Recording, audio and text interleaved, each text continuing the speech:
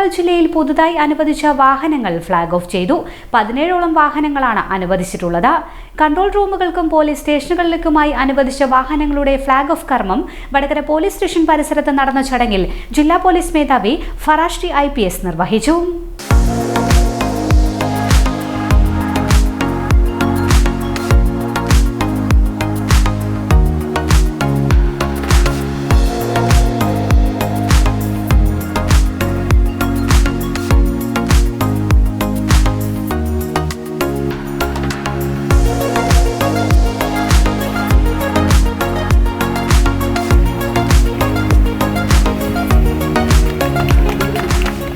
Control റൂമുകളിലേക്കായി 7 വാഹനങ്ങളാണ് അനുവദിച്ചിരിക്കുന്നത്. പയ്യോളി, കൊയിലാണ്ടി, എടച്ചേരി, ചോമ്പാല, ബാലുശ്ശേരി, പേരാമ്പ്ര, കൊടുവള്ളി, മുക്കം, താമരശ്ശേരി എന്നിവിടങ്ങളിലേക്കാണ് വാഹനങ്ങൾ അനുവദിച്ചത്. ഇതിൽ എടച്ചേരി, ചോമ്പാല എന്നീ സ്ഥലങ്ങളിലേക്ക് സംയുക്തമായി 1 വാഹനമാണ്.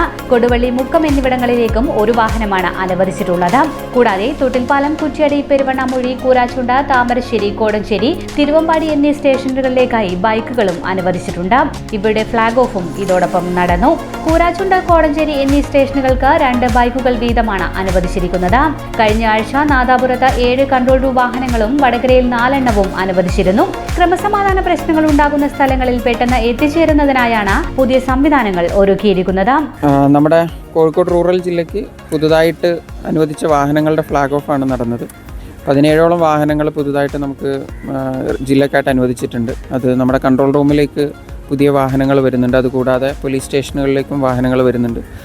അത് നമ്മുടെ മൊത്തം ജില്ലയുടെ പെട്രോളിങ്ങിനെ കൂടുതൽ കാര്യക്ഷമമാക്കുമെന്ന് വിചാരിക്കുന്നു. വിവിധ സ്ഥലങ്ങളിലായിട്ട് ഈ വാഹനങ്ങൾ ഇനി ഓപ്പറേറ്റ് ചെയ്യും. അത് പ്രത്യേകിച്ചും നമ്മുടെ പ്രധാനപ്പെട്ട വടകര, കൊയിലാണ്ടി, ബാലുശ്ശേരി മേഖലകളിൽ പുതിയ വാഹനങ്ങളുണ്ടാവും. അത് നമ്മുടെ ജില്ലയുടെ പോലീസിങ്ങിനെ കുറച്ചുകൂടി എഫക്റ്റീവ് ആക്കുമെന്ന് വിചാരിക്കുന്നു.